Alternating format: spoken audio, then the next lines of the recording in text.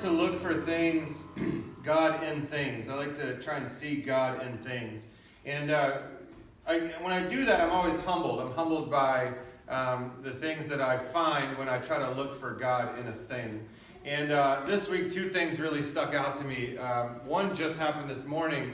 I was really humbled by the fact, as I sat in the back of the room, and I looked at the back of all your heads, and not in a weird way or anything. But I just thought, man, what an amazing experience that I get, that God has blessed me with people that will come to this church. If you knew me in college, and you were one of my professors in college, you would likely have thought, this guy will fail at everything he has ever done in his life. And so it's really humbling to me to see that people come to this church that I happen to be the pastor of, and that we get to do this life together and learn God's Word together. I was also humbled this week because I got something in the mail, and it was kind of a squishy envelope with no return address. And, my first thought is, this is anthrax, somebody's tired of me. I opened it up, and there was a letter inside that said, we had a great time at Trunk or Treat last year. We wanted to make a contribution to Trunk or Treat this year. Thank you for being a blessing to our community, something along those lines. And then there was $6 in there. And I thought, man, for someone to do that and to sacrifice $6, that must have been a big thing for them. And I was humbled by the fact that someone came to a thing that we did and then wanted to, in return, bless us back with that. So I thought it was a really cool thing. I like to see God in that kind of stuff. I like to see God in the things that He's doing in this world, and in the fact that I get to be the pastor of a church like this. This is a very, very generous church, and fun. It's a fun church too. It's a fun church to be at. I want to put on the sign, our church does not suck, but I think that maybe don't do that. That might not be good for other people. I don't know. All right. So I titled this week's message, Red at Night, Sailors Delight. Red in the morning, sailors take warning. Does anybody know what that means? Anybody have any frame of reference for that at all? So if you are a boatsman, a sailor, if you're a fisherman, a red sky at night usually means that the next day the seas will be calm. You can go fishing, you can do whatever you want to do. And if the skies are red in the morning as the sun is rising, typically means that it's going to be rougher seas, that some kind of storm is going to be coming. Now, I have seen this in real life. I've noticed it in real life. I know I used to live at the beach and we surfed all the time. We could tell the weather just based on this kind of old school nautical technology. But what I want to do today is I want us to take a look at the skyscape of our life, and I want us to be able to discern whether or not we have a red at night situation or a red in the morning situation going on in our life. Because if we have a red at night situation, it means we're going in the right direction, we're doing the right things, we need to stay on that course, we need to keep doing that. If we have a red in the morning situation, there might be some things in our life that we need to take warning over. So we're in this series called Shipwrecked through 1st and 2nd Timothy. And if you'll turn in your Bible to 1 Timothy 6, or you can use your YouVersion Bible app. We're going to tackle 1 Timothy chapter 6 today, and then we'll get into 2 Timothy next week, which is an exciting thing. Now, the reason that we're doing this is because the Apostle Paul, who was chosen by Jesus to bring the message of Jesus to the Gentiles, meaning non-Jews, the Apostle Paul is mentoring his son in the faith, Timothy, and trying to teach him these things as he's pastoring this church that he's leading, and as he's trying to lead people to Jesus. And he says, I'm writing you all of these things so that you won't shipwreck your faith as some have done. And so we're learning these things, we're going through these things so we don't shipwreck our faith and have our lives dashed upon the rocks. And today is no different from that. Now, it's going to be a little jumpy, and here's why. I'll explain why this is going to feel a little jumpy. 1 Timothy chapter 6 is Paul's last words to Timothy as far as he knows. There's a 3-year gap between 1 Timothy and 2 Timothy, and so as Paul is writing this to Timothy, he's thinking, these might be the last things that I could say to him. Now, 3 years later, it turns out that he was able to write another letter to Timothy. That's 2 Timothy. But these things are kind of like, I got a few seconds left and I got to get it all out. Like, that's kind of what's going on here in 1 Timothy 6. Okay, you guys tracking with me on that? All right. All right, 1 Timothy 6:1. All who are under the yoke of slavery should consider their masters worthy of full respect, so that God's name and our teaching may not be slandered. Those who have believing masters should not show them disrespect just because they are fellow believers. Instead, they should serve them even better because their masters are dear to them as fellow believers and are devoted to the welfare of others. Now, let's get into this for a second. I want to be very, very clear. The word slavery in that passage is a metaphor for work. Okay, so you have a job. This is what he's talking about. Now, don't get me wrong. There were people who were indentured servants. They had a debt that they had to pay back to somebody, and so they worked off their debt. There were people who just had jobs for different people, and so this slave-master relationship can be taken in that respect. It's not necessarily what we understand as slavery from 100 or so years ago. It's not necessarily that kind of slavery. Some of it is that. I'm not going to lie. Some of it is that. But most of it is you got a job. That's your slave master. And you are the slave that works for him. And so he is saying in this passage that we are to respect our bosses. We are to do our job and respect our bosses. He says respect your bosses or your masters. Because if you go to work and you are lazy, disrespectful, rude, then the enemy has an opportunity to slander Christianity because of you.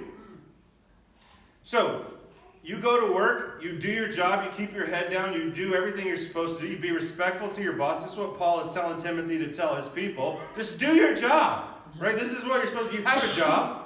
I like to ask people how they're doing, okay? This is how I am. I talk to people. It has been said of me that I know no strangers, all right? So like at the grocery store, I'll ask the clerk, hey, how's it going? And inevitably, there'll be some kind of response to the effect of, it'll be better in an hour when I get out of here. And so I'm like, okay, yeah, I understand getting off work and doing what you want. But I always think, well, what happens at the end of the week? Like, do you get a check that you cash and then buy things that you want? Yes, this is what you do. You have to go through this to get to what you're trying to do. Now, how about if Christians were at their job with their WWJD shirts on and bracelets and whatever, and they're acting like morons, being disrespectful, lazy, and rude at their job? What kind of witness is that? What kind of example is that? What does that say about Jesus to people who don't know him? If the person who is in love with Jesus or knows Jesus is lazy, disrespectful, rude, causes fights, doesn't do their job well. Not saying a lot. If we're not going to do our jobs as if we're doing them properly, then we're not doing our jobs for Jesus. Everything that we do in our job should be done for Jesus. Colossians chapter 2, verse 23 says this: do your work willingly, as though you were serving the Lord himself, not just your earthly master. Your job is an opportunity for you to showcase your dedication to Jesus. I want to say that again because I think that's important. Your job is an opportunity for you to showcase your dedication to Jesus. How about if you went to work, respected your bosses, even if they were wrong, did what you were told to do, even if they were wrong? And I'm not talking about immoral stuff, okay? I'm talking about just do your job and be secure in that. What would that look like to people? Could you be a witness for Jesus if you just did your job well, to the best of your ability with respect? Of course you could. Of course you could. So Paul is telling Timothy, tell your people just to do their job and shut up about it. Like, that's kind of my translation of this. Just do your work and shut up and go home. Like, do your work for Jesus and then just go home. Now, he continues in the next verses. He says, these are the things you are to teach and insist on. If anyone teaches otherwise and does not agree to the sound doctrine of our Lord Jesus Christ and to godly teaching, they are conceited and understand nothing. They have an unhealthy interest in controversies and quarrels about words that result in really good things like envy, strife, malicious talk, evil suspicions, and constant friction between people of corrupt mind who have been robbed of the truth and who think that godliness is a means to financial gain. Now, listen to those words there. Envy, strife, malicious talk, evil suspicions, constant friction between people of corrupt mind. Have you been in the break room of your job and there's just a circle of people? Does it not sound like envy, strife, malicious talk, evil suspicions, corrupt minds? That's exactly what it sounds like to me. And I've been in those kind of jobs. I'm not anymore, thankfully. I have a great staff who doesn't do that as far as I know. Amber? You guys don't do that, right? Okay. Dane? No? Okay, good. And so what he's saying is, don't be a part of that. When that's happening, don't go and be a part of that. Again, he's just saying respect your bosses. And he says, these people have been robbed of the truth and think that godliness is a means to financial gain. Right, so they're not living out the godly truths of their life, yet they expect God to turn around and bless them. What a hypocritical thing, what an inconsistent, incongruent thing for us to think that if I can live however I want and just be completely disobedient, rude, and all of these things, and now I expect God to bless me, it's not going to happen that way. And so he moves on in verse 6, and he says this, godliness with contentment is what? Great gain. Godliness with contentment is great gain. Now, much more and much better than financial gain is the peace in our lives and our minds when we are pursuing godliness with contentment.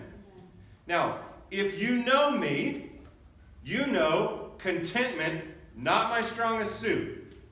It's not the thing that I'm currently #winning at. You know what I'm saying? It is more like a big-time failure. And my wife and I, we had some conversations about contentment this week, and it just really held a mirror up to me that there's a lot of things that I need to work on when it comes to contentment. And so I think this idea that we'll have more peace in our lives, we'll have more peace in our minds if we're pursuing godliness with contentment of everything else.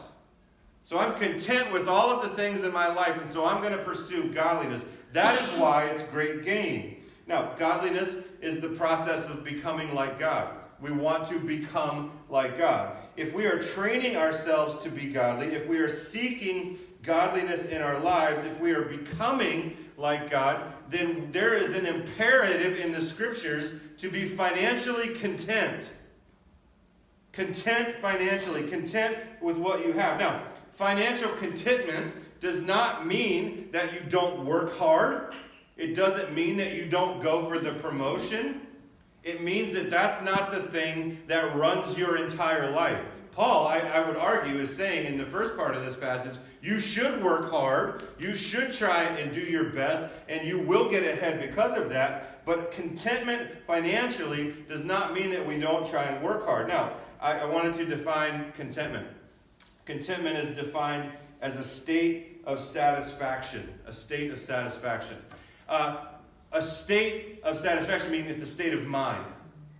It's a state of mind. So, you make a decision to be content. Meaning that whatever situation that you find yourself in, whatever situation that I find myself in, I make a decision, I change my state of mind to be content. It's a state of satisfaction. Your level of contentment shows the content of your heart. Your level of contentment shows the content of your heart. Now, it does not mean don't work hard, don't get ahead, don't take the promotion. Contentment simply says, I'm okay with where I am, what I have, and who I am. That's what contentment says. Contentment does not mean that you become lazy. Now, if you would define yourself as a discontent person, chances are a content person seems like a lazy bum to you. Anybody tracking with me on that? Okay, because I find myself to be struggling with contentment. And so to me, sometimes people who are more spiritually mature than I am, and they are actually content with their life, I determine them to be lazy. This is a struggle that I have. This is something that God is shaping in me, and I'm trying to work on that. Contentment means that your life is not about the pursuit of things or money, but that your life is focused on Jesus. Paul says there is great gain in that. There is great gain. Godliness and contentment is great gain. And I ask myself, why is that the case? And the answer, I think, is very, very simple. I'm not wearing myself out to get rich. I'm not wearing myself out to get rich. Proverbs 23:4 says, do not wear yourself out to become rich. Be wise enough to what? Restrain yourself. Everybody has the ability to do this, right? We have the ability to wear ourselves out to get rich. But he says, be wise enough to restrain yourself. I am mad at Kimber right now. Kimber is our youth minister. Very upset with her. She is forcing me to take days off now. Like forcing me to not answer my phone or come to the office or anything like that. I'm very upset with her. She's wise enough to restrain herself in that. I am learning that wisdom. I'm not actually mad at her. You guys know that, right? Yeah. Okay. All right, because some of your faces look worried. If anybody's going to be mad at anybody, it's going to be Kimber mad at me. To be honest with you. But I'm trying to restrain myself with certain things. And so Paul is saying, Proverbs is saying, have the wisdom to show restraint. Have the wisdom to take the proper amount of time off to take care of yourself, to grow yourself. The real gain here comes from our pursuit of godliness, or our desire to become like God. When we are seeking to be like God and we are content with what we have, the real gain comes from the peace that we have in our life.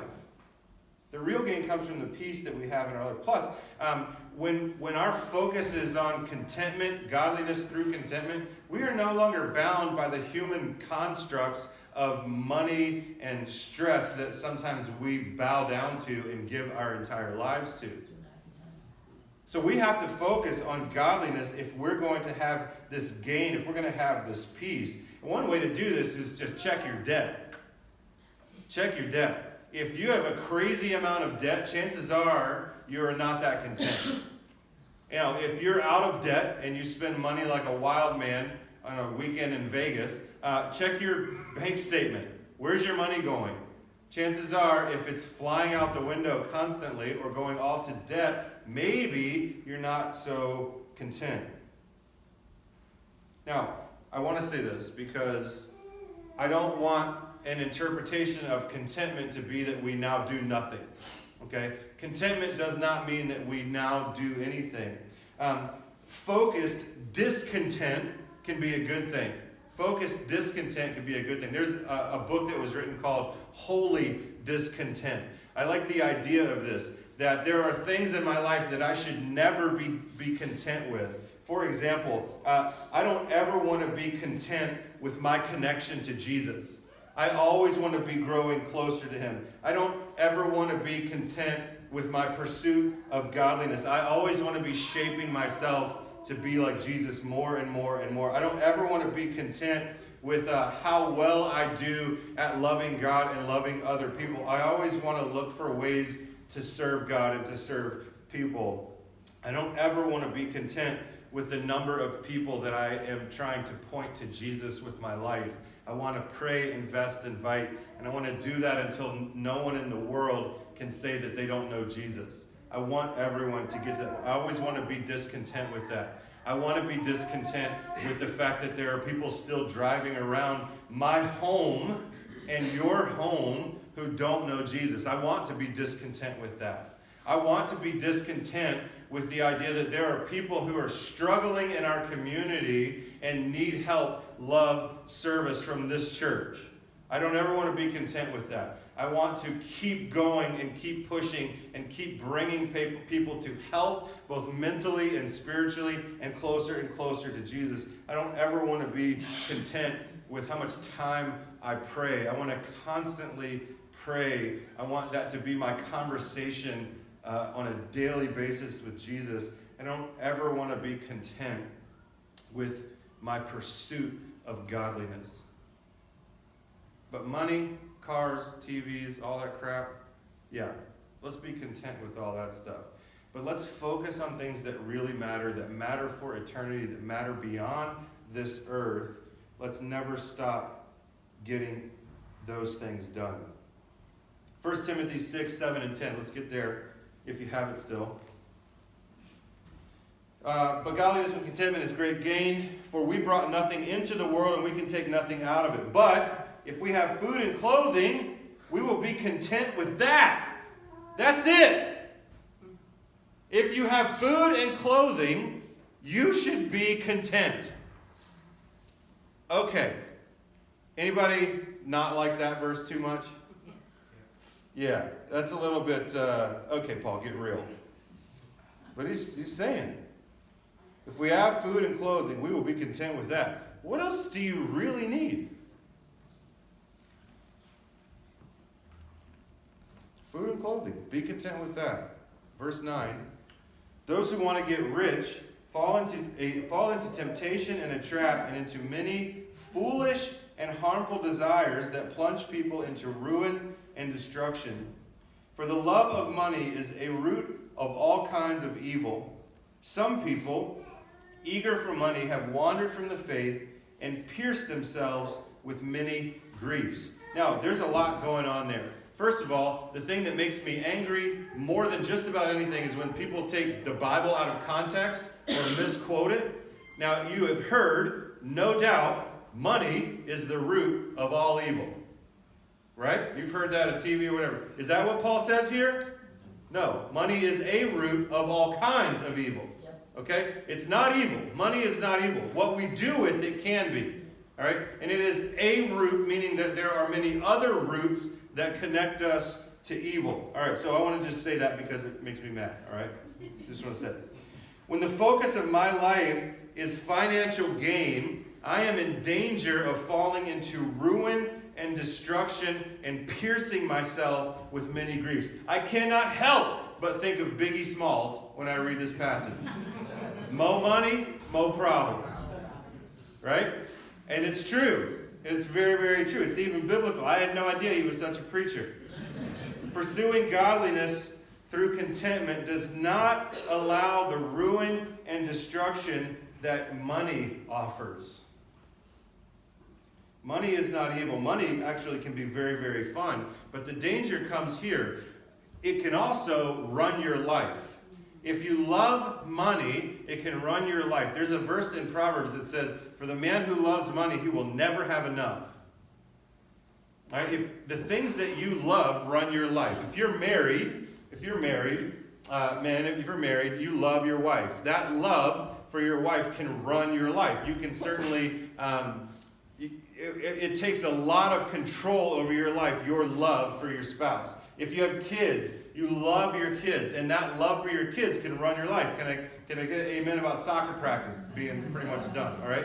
You know what I'm saying? That love can run your life. Oh, we're out of milk, so there's no cereal in the morning. What are you doing? Running to the store to get something. You know what I mean? So that love can run your life. And if we love money, that love can run our life. And it can actually run us aground, causing us many, many griefs. Loving money means that it has taken the place of God in your life.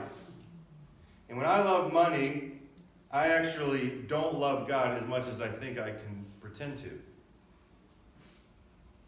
If I love money, I begin to worship it and I strive for it rather than striving for godliness. How do I know if I love money? Well, our definition of love here is thinking the best and doing the best to the point of self-sacrifice. And so if I love money, do I think the best things about my money? Do I do the best things with my money? Do I sacrifice relationships in order to get more money? A guy named Paul Tripp, I want to read this quote from him. He says, "The love of money is deeper than I like to hold it in my hands. I like to smell it. I like to have a fat wallet. Love of money is really about contentment. Love of money is about humility. Love of money is about identity." I like that statement. I am who I am because I have this money, or I'm not who I want to be because I don't have this money. Love of money is about worship. Maybe the most subtle of the indications of love of money is an ongoing, chronic discontentment in me that no matter what I have, I am still not content.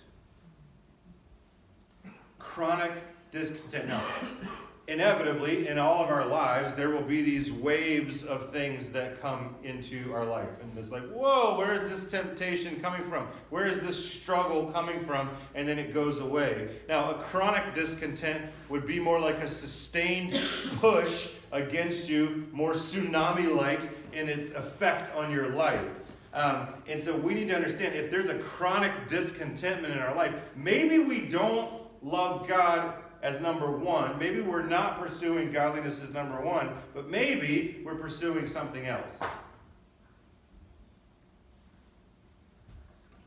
The pursuit of godliness is key, and it's difficult to pursue godliness if you're discontent with the material things that you have.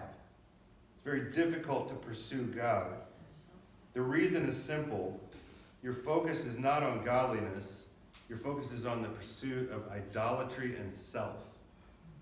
And so if I love money, I'm pursuing idolatry, I'm pursuing self, I'm not pursuing godliness. You can pursue godliness by how you handle your money, but you can't handle your money in a way that leads you to godliness. Godliness has to come first. And so to me, contentment is about making a choice. It's about making a decision to be okay with what I have. You ever had to make a choice about something? I want a new car so bad. So bad. Or a new truck. And see, this is the problem. This is the problem, right? I can't decide if I want like a monster truck or like a little European zip zip car. You know what I mean? You know what I'm saying? There's a discontentment here in my life. It's not like I have this goal. It's just to fill up a hole somewhere, like fill up a thing somewhere. And it's sad. And I'm not pursuing God through my car lust, through the idolatry of that. I have to make a decision. And to me, contentment is about making a decision to be okay with what you have. Doesn't mean that you don't work hard. Doesn't mean that you don't try to succeed in your job or your career or anything like that. It means that before you do all of that, you make a decision that you're okay with what you already have. Now, Paul uses the last part of chapter 6 to kind of refocus us and point out some things that we can do rather than stew in our discontent. And that's what you do with discontent. You stew in it. You sit in it. You bathe in it. I don't know. It's a weird thing. All right? Sorry. Off track. That's what you get with an ADD preacher. But Paul wants to point out some things that we can do rather than stew in our discontent. The first thing is this. He says, fight the good fight in 1 Timothy 6:11. How do we fight the good fight? By the way, saying that we should fight the good fight means that there are worthless fights that we should not be fighting. Right? There are worthless fights in your life that you should just let go. He says what those are in 6:11. He says, flee from disrespecting your bosses. We already talked about that. Flee from false doctrine, controversies, quarrels, envy, strife, malicious talk, evil suspicions, constant friction, and discontentment. Now, I want to say this. Fleeing from these things does not mean that you are cowardly and running away from these things. It doesn't mean that you're a scaredy cat. It means that you're choosing not to involve yourself in these things. You are disinvolving yourself and your life and your family from these things, and you are walking with Jesus. You are choosing not to engage in these things. And the biggest battle to stay away from any of this stuff happens between your ears. It's just really a battle of your mind.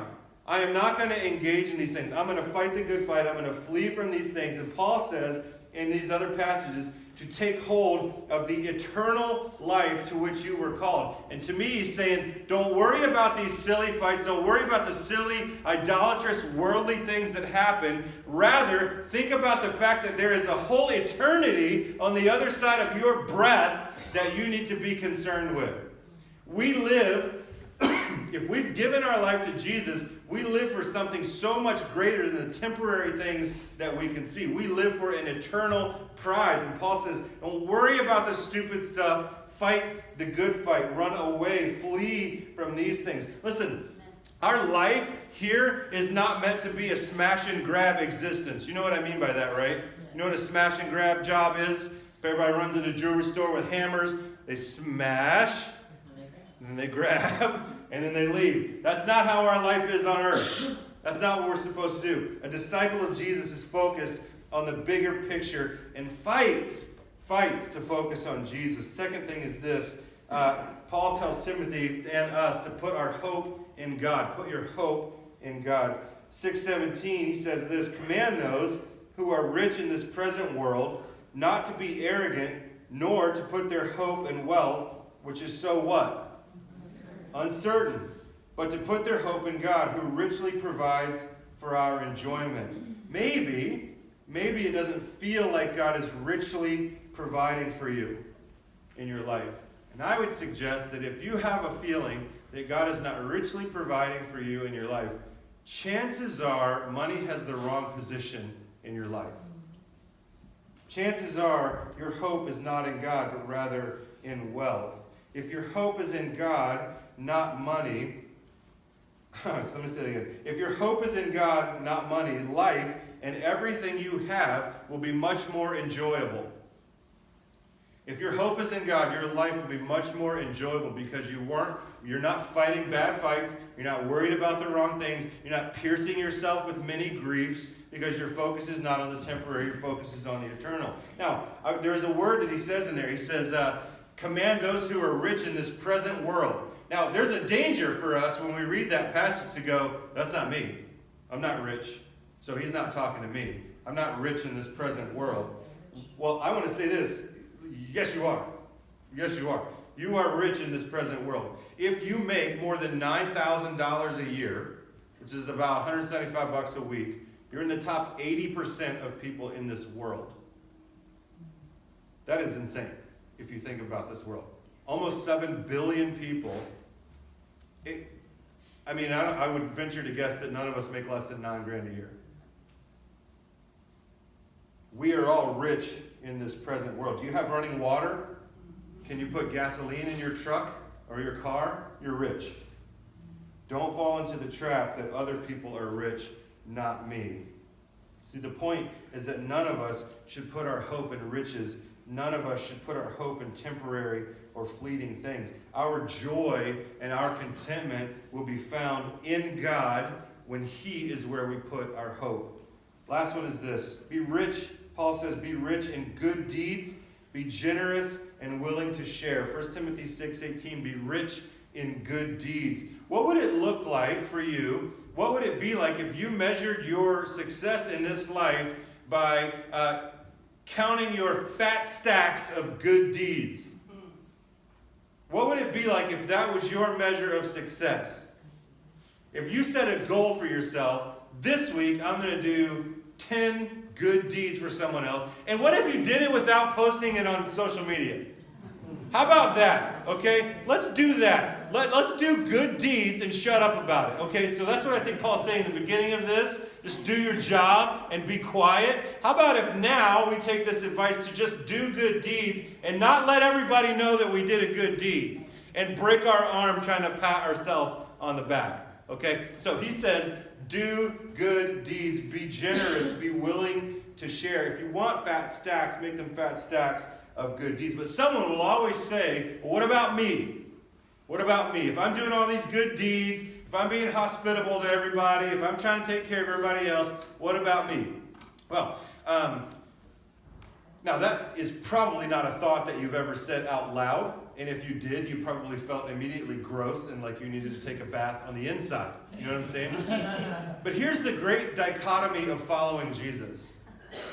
When I do a good thing for someone else, when I am generous with someone else, when I serve someone else, when I come out of wallet, out of pocket for someone else, I get way more of a blessing than they do. This is the craziest thing about following Jesus. The more I give, the more I receive. Not necessarily financially, but I'm going to receive joy on joy for serving and following God's word. But the more I hold on to, that's all I have. And the more I hold on to, it's like a hole in the bottom of the bucket. It just leaks away. But the more I give, Jesus multiplies that stuff in my life. It's one of the coolest things about being a disciple. The more I give, the more blessed I actually end up being. Pursuing godliness with contentment means that we are seeking God and not our own material desires. Not our own material desires. So I told you the title was Red at Night, Sailor's Delight. Red in the morning, sailors take warning. And what I want to do is ask you to look at the skyscape of your life. I want you to look at the skyscape of your life. What do you think your life is displaying? Is your life displaying a red sky at night? Or is your life displaying a red sky in the morning? Where do you need to make adjustments in your life? What do you need to do to have that red sky at night? I want to challenge you to do something this week. I want to challenge you to do something. And people I don't know, I don't follow up, I don't call you, hey, are you doing this thing? I don't do that. But I want to encourage you to take this seriously. Because he says godliness with contentment is great gain. Part of being content is being thankful for what you already have. And so what I want to challenge you to do is take 30 seconds every day. 30 seconds every day. I want you to thank God for things specifically that you have, things, material stuff, for 15 seconds. And then for 15 seconds, I want you to thank God for people you have in your life. And if you want, maybe write them down. Write those things and those people down. Nothing gets you out of your head like looking at a list of all the stuff that you're thankful for. And maybe you even go and say to that person how thankful you are for them. If you don't know when you can do this during the week, I'll offer you a suggestion right now. I'll tell you when you can do this. You can do this every morning on the toilet. Now, don't act like you don't wake up and take care of business in the morning. You're a human. You have a body. God made it. I know how it works. Right? Don't take your phone with you, which I know you all do. Leave it on the counter. And just during that time alone, spend it thanking God for what you have. Spend it thanking God for who you have in your life. Now, listen, I'm not trying to be immature that much. But it's a time and it's an opportunity for us to do that. I want to start right now. I want us to do it for 30 seconds. I want us to spend 30 seconds in your head and in your mind thanking God for what you have and who you have in your life. The timer starts in 3, 2, 1, go.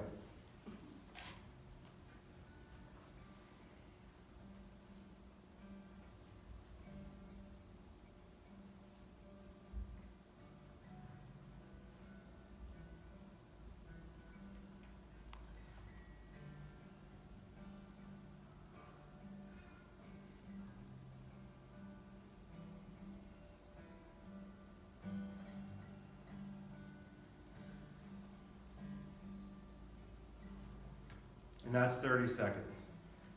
Do you accept the challenge? Do you accept the challenge this week? 7 days of thankfulness. To say that what you're thankful for and who you're thankful for. We have amazing things to be thankful for. Right now, we're going to stand. We're going to sing about the amazing grace that Jesus has for us.